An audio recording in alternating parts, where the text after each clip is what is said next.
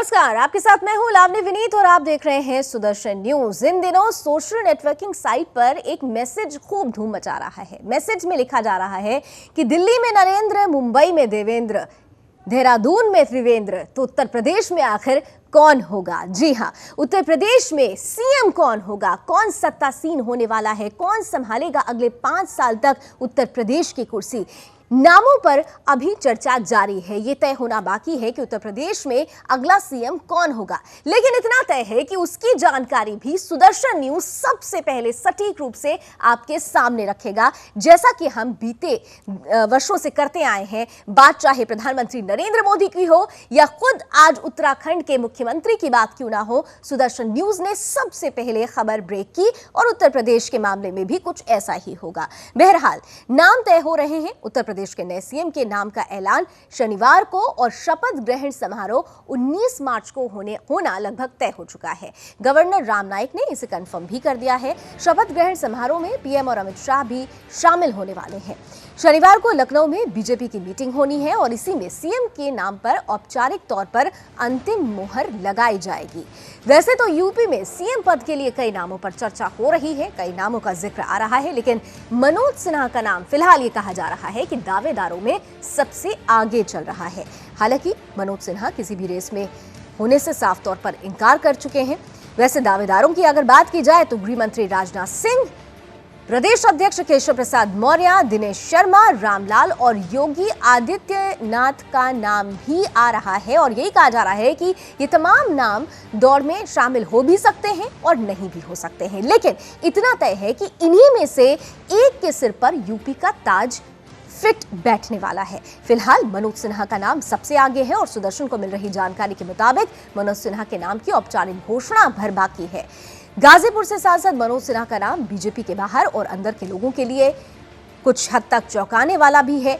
कभी विधानसभा इलेक्शन नहीं लड़ने वाले और कैमरे से ज्यादा काम पर फोकस करने वाले मनोज सिन्हा अगर यूपी के सीएम बनते हैं तो उनकी इस दावेदारी के पीछे कई खासियतें होंगी जो उन्हें बीजेपी सरकार का सबसे अलग मंत्री और नेता बनाती है। तो हम तमाम नामों पर चर्चा करेंगे, तमाम नामों का जिक्र जिस तरह से हो रहा है उस पर खास बातें आपके बीच रखने की कोशिश करेंगे, लेकिन उससे पहले राज्यपाल राम नाईक साहब इन नामों को लेकर क्या कुछ कह रहे हैं, जरा उस पर एक नजर डाल लेते हैं। कल नवनिर्वाचित विधायकों की बैठक है और उनका वो अधिकार है कि सर्वोत्तम कौन मुख्यमंत्री बनता है वो तय करेंगे। मैं तो इतना काम जरूर करूंगा कि जो भी तय हो जाएगा उन सबको मैं परसों 5 बजे शपथ देने का काम करूंगा। प्रधानमंत्री आएंगे, अलग अलग राज्यों के मुख्यमंत्री भी आमंत्रित होते हैं, वो आएंगे, लेकिन बड़ी संख्या में जनता भी आएगी। एक अच्छा शानदार इस प्रकार का शपथ विधि का कार्यक्रम होगा और जिनका भी नाम होगा उनको मैं शपथ देने का जो मेरा कर्तव्य है संविधान के तहत वो मैं पूरा करूंगा। तो राज्यपाल भी ये तो नहीं अभी कंफर्म हो पाया है उनके बातों से हमने उनका जो उन्होंने जो जिक्र किया कि कौन होगा, इस पर तो अभी सस्पेंस बरकरार है, लेकिन 19 तारीख को शपथ ग्रहण समारोह होगा ये तय हो चुका है। बहरहाल मेरे साथ इस वक्त स्टूडियो में मेरे वरिष्ठ सहयोगी और सुदर्शन न्यूज के आउटपुट एडिटर दिवाकर जी जुड़ रहे हैं। दिवाकर जी बहुत बहुत स्वागत है। और तमाम नामों का जो जिक्र अभी तक चर्चा थी कि जीत किसकी होगी, किस पार्टी होगी, तो प्रचंड जीत तो मिल गई बीजेपी को, लेकिन अब प्रचंड बहुमत सीएम के लिए बीजेपी के अंदर किसको मिलने वाला है, इस पर तमाम जो अटकलों का दौर है वो भी शुरू हो चुका है। अगर मैं शुरू के 4 नामों का आपसे जिक्र करना चाहूं तो वो कौन से 4 नाम होंगे या 5 नाम होंगे जो इस वक्त रेस में शामिल हैं? देखिए, पहला नाम मैं राजनाथ सिंह का लेना चाहूँगा, दूसरा नाम मैं लेना चाहूँगा केशव प्रसाद मौर्य जी का, तीसरा नाम मनोज सिन्हा जी का, चौथा नाम योगी आदित्यनाथ जी का, और हम ये न भूलें कि रामलाल जी भी अभी रेस में हैं। ये आपने बहुत ही अहम बात कही है। पहली बात ये है कि इतना प्रचंड बहुमत मिला है कि मोदी सरकार को, प्रधानमंत्री मोदी को और खुद राष्ट्रीय अध्यक्ष अमित शाह के लिए ये एक बड़ी चुनौती है, क्योंकि जीत मिलना और बात है, उस जीत पर खरा उतरना दूसरी बात। प्रधानमंत्री नरेंद्र मोदी ने कल संसदीय दल की मीटिंग में जो बात कही, लावनी, उससे स्पष्ट हो जाना चाहिए कि प्रधानमंत्री क्या चाहते हैं। 325 लोगों को लीड करना, इतनी थंपिंग मेजॉरिटी में सारे फैक्टर, मायावती की सोशल इंजीनियरिंग, मुलायम सिंह के और अखिलेश यादव के कास्ट फैक्टर और राहुल गांधी की अपनी सोच और तमाम वो मुद्दों को, तमाम उन फैक्टर्स को ध्वस्त करके प्रधानमंत्री नरेंद्र मोदी और अमित शाह ने इतनी बड़ी जीत दर्ज की है। ऐसी स्थिति में अगर किसी एक सर्वमान्य नेता का चुनाव करना है तो इसमें हम ये ना माने कि वो बहुत टेढ़ी खीर है। वास्तव में उस फैक्टर्स को देख करके उस व्यक्ति का नाम तय किया जाएगा जो यूपी का विकास कर सके। बिल्कुल, यूपी का विकास कर सके। दरअसल विकास के नाम पर ही ये प्रचंड बहुमत और प्रचंड जीत मिली है बीजेपी को। ऐसे में मेरे साथ इस वक्त एक और खास मेहमान फोन लाइन पर जुड़ चुके हैं। जाने माने वरिष्ठ पत्रकार और राजनीतिक विश्लेषक राकेश कपूर जी हमारे साथ फोन लाइन पर जुड़ रहे हैं। राकेश जी, बहुत बहुत स्वागत है आपका सुदर्शन न्यूज में। और जीत तो बिल्कुल मिल चुकी है बीजेपी को, लेकिन अब सर्वगुण संपन्न सीएम की तलाश जारी है। तो वो कौन सा नाम है जो सर्वगुण संपन्न, जो एक क्वालिटी होती है उस पर मुफीद बैठता है, फिट बैठता है, अगर मैं आपके नजरिए से जानना चाहूं तो? देखो लावड़ी, बड़ा स्पष्ट है। उत्तर प्रदेश में जो राजनीति में बदलाव आया और भारतीय जनता पार्टी को जो प्रचंड बहुमत मिला है, उससे इस प्रदेश की पिछले 17 साल से चली आ रही जात पात, संप्रदायवाद और छोटी छोटी जात बिरादरियों में बटी कबायली राजनीति का अंत हो गया है। मैं ये शब्द बहुत जिम्मेदारी के साथ प्रयोग कर रहा हूँ। कबायली राजनीति, ये जो छोटी छोटी जातियों के जो कबीले बने हुए थे और इनकी पार्टियां बनी हुई थी, वो ध्वस्त हो गया है। It is a paradigm shift in politics of Uttar Pradesh, और ये सिर्फ एक आदमी की वजह से आया है, उसका नाम है नरेंद्र मोदी। नरेंद्र मोदी के जैसे विशाल व्यक्तित्व ने एक ऐसी शक्तिशाली लिफ्ट लगा करके भारत उत्तर प्रदेश की राजनीति को जात पात बिरादरी, ये सब, इन सब चीजों से बहुत ऊपर उठा दिया है।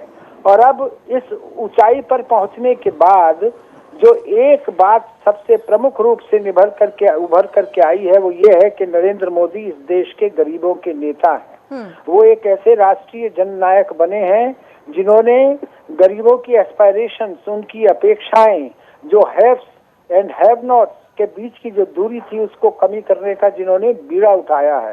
अतः उत्तर प्रदेश में ऐसा ही कोई राजनीतिज्ञ आएगा जो कुशाग्र हो, जो समतावादी हो, जो सबको साथ लेकर के चले, जो उत्तर प्रदेश के लोगों में राकेश जी, ये जो बातें आप कह रहे हैं, हमने देखा कि बहुत सारे नाम हैं जिन पर इस वक्त खूब सारी बहस हो रही है, चर्चा हो रही है, तमाम अलग अलग क्वालिटीज दिखाई जा रही हैं। लेकिन हमें भूलना नहीं चाहिए कि कुछ ऐसा ही हुआ था मुंबई में भी, जब सीएम फेस की बात आई थी, अचानक से एक नाम सामने आता है जिस पर तमाम जो राजनीतिक पंडित थे उन्होंने सोचा भी नहीं था। ऐसे ही क्या आपको लगता है कि जो 5-6 नाम चल रहे हैं उनके इतर भी कोई नाम सामने आ सकता है? हो सकता है, राजनीति में सब कुछ संभव है। और कोई ऐसा व्यक्ति भी आ सकता है जिसका नाम आपने पहली बार ही सुना हो जी, जो अखबारों की सुर्खियों में ना रहा हो। और नरेंद्र मोदी की यह राजनीति है, वो ऐसे लोगों को राजनीति में प्रखर स्थान पर रखना चाहते हैं जो पिछड़े हुए हैं, जो पीछे बैठे हुए हैं, लेकिन जो ईमानदार हैं जी, जिनकी नीयत में कहीं खोट नहीं है, जो इस देश की सेवा करना चाहते हैं।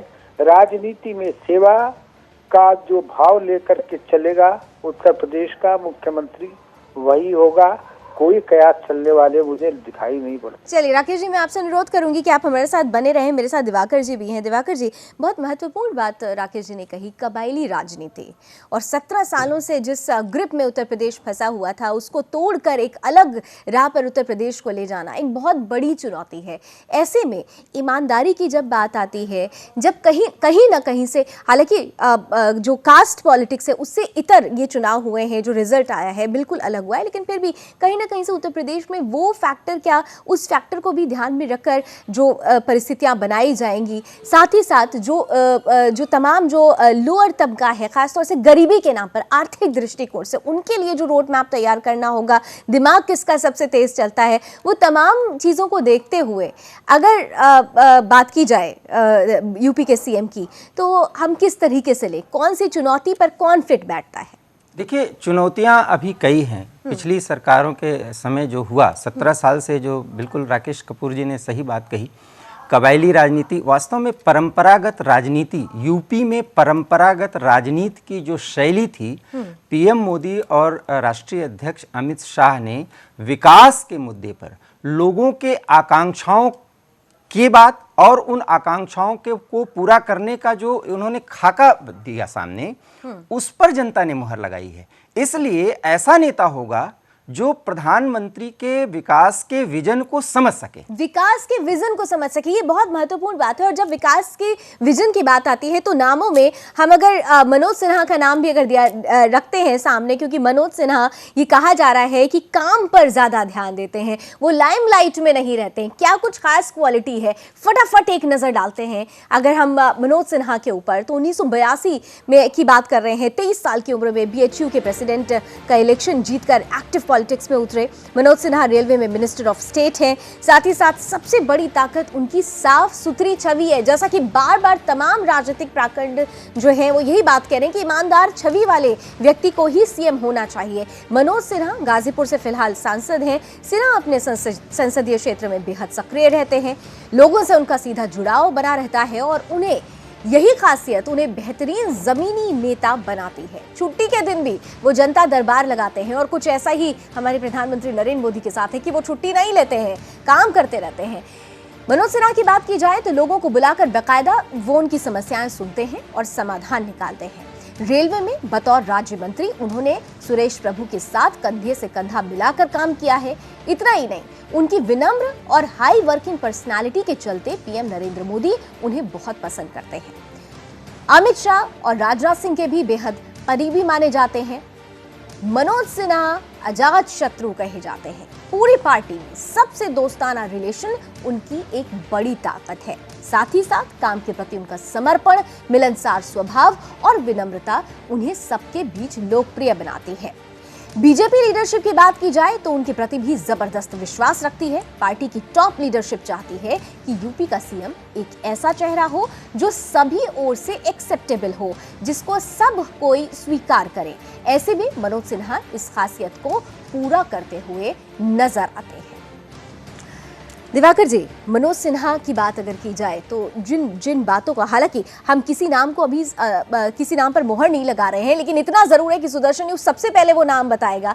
लेकिन मनोज सिन्हा की जब बात की जाए, क्या आपको लगता है कि रेस में नंबर 1 की पोजीशन पे मनोज सिन्हा को रखा जा सकता है? फिलहाल आज तक लावनी, अभी तक की जो स्थिति है उसमें मनोज सिन्हा जी सबसे आगे चल रहे हैं। बहुत ज़्यादा मंथन चल रहा है। प्रदेश कार्यकारिणी के साथ राष्ट्रीय जो टीम है वो लगी हुई है। इसकी जानकारी सुदर्शन बिल्कुल पहले देगा कि रेस में कौन आगे था और कौन बाजी जीत लिया। लेकिन अगर आज हम चर्चा करें सभी नेताओं पर जिनके नाम सामने आ रहे हैं, तो मनोज सिन्हा पीएम के विजन को समझते हैं और बहुत ही जल्दी उन्होंने, पीएम ने उनको 2 मंत्रालयों का अगर प्रभार दिया है तो उसके पीछे एक ही कारण है कि मनोज सिन्हा काम को समझते हैं और काम करना जानते हैं। सबसे बड़ी बात आपको मैं याद दिलाना चाहूँगा, कल संसदीय दल की जो बैठक हुई उसमें प्रधानमंत्री ने जो संबोधित करते हुए बात कही, उसमें दूसरी बात कि न मैं चैन से बैठूंगा और न बैठने दूंगा। उसके आगे उन्होंने कहा, मैं उन लोगों का भी कोटि कोटि अभिनंदन करता हूं जो मुंह के लाल थे।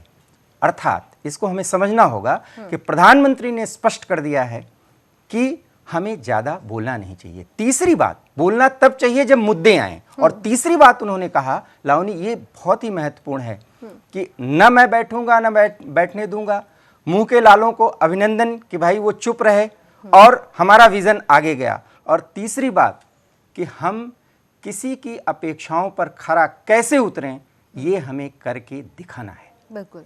जब ये 3 बातें आती हैं तो इसमें यही मामला है कि प्रधानमंत्री विकास का जो यूपी में मॉडल चाहते हैं। और बाकायदा आप उनके चुनावी रैलियों को देखें, जब उन्होंने कहा कि हमने ये काम किया और यूपी में क्या अभी कुछ हो सकता है, क्षेत्रवार जिस तरह से उन्होंने चर्चा की। सबसे बड़ी बात, उत्तर प्रदेश एक बहुत बड़ा राज्य है, उसका जो विकास है वो असंतुलित है। दूसरी बात, मैं कपूर जी की बात को दोहराते हुए कहूंगा कि कबायली राजनीति के तहत जिस तरह से प्रदेश का क्षेत्रीय विकास किया गया, मैं फिर ये शब्द दोहराना चाहूंगा, क्षेत्रीय विकास किया गया, वो बहुत ही गलत था। अब मायावती जी जब मुख्यमंत्री थी तो नोएडा परिक्षेत्र और इसके आगे के क्षेत्रों का किस तरह से विकास किया, किया गया क्योंकि वो इधर से वास्ता रखती थी। जब अखिलेश जी मुख्यमंत्री बने तो विकास का उनका भी एक मॉडल था, लेकिन वो सफाई से उठा और उसके बाद फिर उसके परिक्षेत्र में वो चला गया। इसके बाद विकास की जो धारा थी वो असंतुलित इसलिए रह गई कि बुंदेलखंड की समस्या वहीं की वहीं रह गई, पूर्वांचल की समस्या वहीं की वहीं रह गई। पूर्वी उत्तर प्रदेश में इलाहाबाद और बनारस जैसे दो ऐसे क्षेत्र जिस पर प्रधानमंत्री ने एक विज़न दिया। आप याद करिए बनारस की उस रैली का, जब प्रधानमंत्री ने कहा कि बनारस और इलाहाबाद जो पूरे वर्ल्ड में जाने जाते हैं, यहाँ के पर्यटन का एक विकास किया जा सकता है। यानी टोटलिटी में जो हम जिस चौतरफी विकास की बात, चहुमुखी विकास की बात कर रहे हैं, चहुमुखी विकास का जो विजन है उसे ही धरातल पर लाना एक बड़ा उद्देश्य है, और उस उद्देश्य को चरितार्थ करने के लिए एक ऐसे व्यक्ति की जरूरत है जो सिर्फ इशारों को समझ सके। इधर नरेंद्र मोदी इशारा करें और उधर उन बातों को समझकर उस बात को आगे बढ़ा सके, उस विजन को समझ सके और उसका एक रोड मैप तैयार करके उसे कार्यान्वित कर सके। बिल्कुल बिल्कुल बिल्कुल। ये इसलिए एक बहुत खास बात यहाँ पर, जो हम बातों पर, नामों पर तो चर्चा कर रहे हैं, लेकिन इस मुद्दे पर भी चर्चा करना बहुत ज़रूरी हो जाता है दिवाकर जी, कि अगर हम उत्तर प्रदेश की बात करते हैं तो टोटल जीडीपी 16% यहाँ से आती है। अगर यहाँ का विकास होता है तो आज अगर हम नेशनल स्तर पर देखें, भारतीय राष्ट्रीय स्तर पर की जो जीडीपी 7% है, अगर उत्तर प्रदेश विकास करेगा 1% बढ़ेगा और इधर 8% की दर से राष्ट्रीय स्तर पर हमारी जीडीपी बढ़ेगी, तो हम दुनिया भर के देशों में, उन देशों में शामिल हो जाएंगे जो बहुत सारे देशों को बल्कि पीछे कर देंगे। तो ऐसे में उत्तर प्रदेश के लिए ये भी एक बड़ी चुनौती है कि वहां की जीडीपी को आगे लाया जा सके। ऐसे में कहा जा रहा है कि एक ऐसे व्यक्ति की जरूरत है जो प्रखर इकोनॉमिस्ट भी हो। यही तो ऐसे में इसीलिए लावनी मैं कह रहा हूं कि एक टेक्निकल माइंडसेट का आदमी जो सारे मुद्दों को समझ सकता है और बोलता कम है काम ज्यादा करता है, प्लस उसका भी अपना एक विजन है।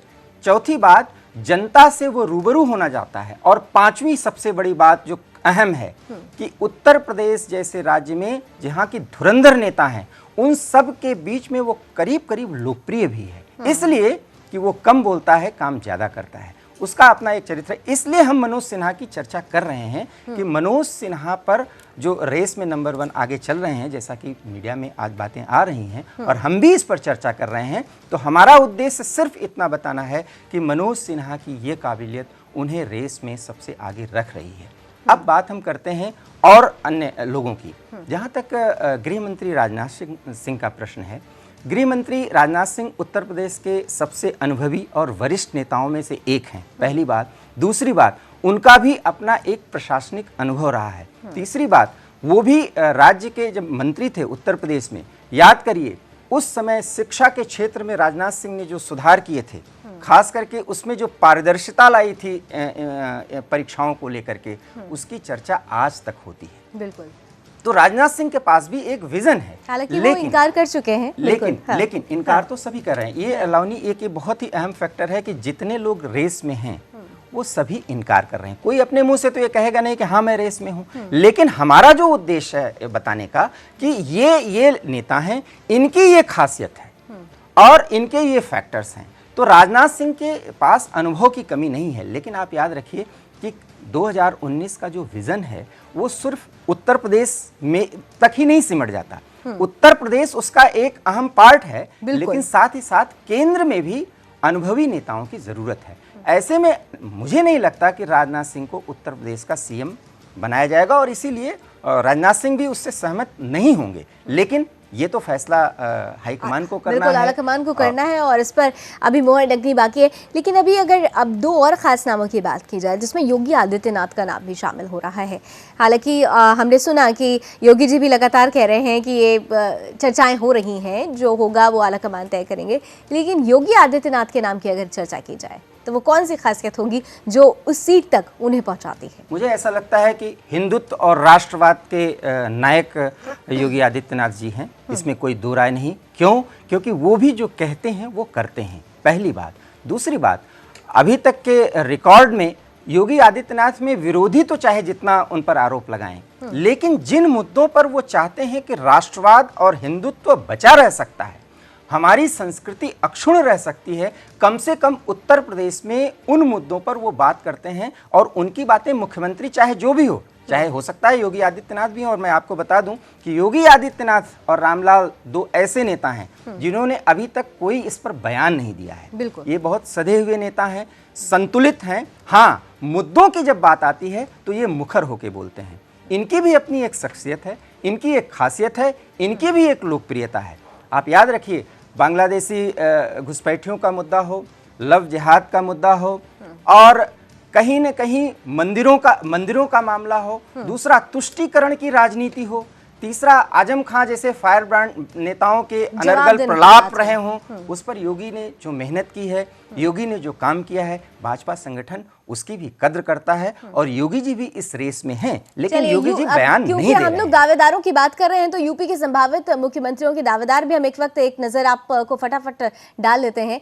खास तौर से मनोज सिन्हा का जिक्र हम कर चुके हैं, वर्तमान में केंद्रीय रेलवे राज्य मंत्री हैं, मोदी कैबिनेट के विश्वास पात्र हैं, तमाम क्वालिटीज पर हम बात कर चुके हैं। दिनेश शर्मा जी के नाम का भी जिक्र हो रहा है, वहीं राजनाथ सिंह जी पर भी बात हो चुकी है, केंद्रीय गृह मंत्री और उत्तर प्रदेश के पूर्व मुख्यमंत्री हैं, बीजेपी के वरिष्ठ नेता हैं और साथ ही साथ संघ के करीबी माने जाते हैं। ये एक फैक्टर है जिस पर मैं दिवाकर जी से एक राय उनकी एक कमेंट जरूर दूंगी, लेकिन उससे पहले नामों की अगर बात आ रही है, योगी आदित्यनाथ पर अभी हम जिक्र कर ही रहे थे, 5 बार से लगातार गोरखपुर से सांसद हैं, हिंदुत्ववादी बड़ा चेहरा माने जाते हैं। दिनेश शर्मा जी वर्तमान लखनऊ के मेयर हैं और संघ के करीबी हैं। एक बहुत शॉर्ट कमेंट दिवाकर जी, संघ का करीबी होना बराबर, लगातार ये जिक्र भी आ रहा है कि संघ का करीबी होना भी एक क्वालिटी होनी चाहिए। देखिए लवनी, मैं ये कहना चाहूँगा कि वर्तमान भारतीय नेतृत्व में, चाहे वो केंद्र का हो चाहे वो राज्यों का हो, संघ से दूर कोई नहीं हो सकता। क्योंकि संघ का काम ये नहीं है कि वो बताए कि आप इसको बनाइए उसको बनाइए। संघ की भूमिका जो है वो पितृवत है। बिल्कुल, वो एक सलाह देते हैं कि भाई देखिए, हमने आपको राष्ट्रवाद के नाम पर, हिंदुत्व के नाम पर देश में एक संतुलित विकास की जो रूपरेखा दी है, उसके लिए हमने तैयार किया है। बिल्कुल, यानी देश में संतुलित विकास हो, उत्तर प्रदेश में संतुलित विकास की जो नींव रख सके। दरअसल उत्तर प्रदेश में वही चेहरा सिरमौर होगा। नाम क्या होगा? सुदर्शन न्यूज सबसे पहले सटीक नाम आपके सामने आपके बीच रखेगा, लेकिन इतना तय है कि नाम लगभग कल तय हो जाएगा। 19 तारीख को शपथ ग्रहण समारोह में हम और आप सीधे सम्मिलित भी होंगे। इस बीच बहुत बहुत शुक्रिया दिवाकर जी हमारे साथ जुड़ने के लिए, बहुत महत्वपूर्ण बातें हमारे बीच रखने के लिए। बहरहाल यूपी का सीएम कौन होगा, इस पर हम नजर बना के रखेंगे। फिलहाल देश दुनिया की तमाम खबरों के लिए आप जुड़े रहिएगा सुदर्शन न्यूज के साथ। जय हिंद।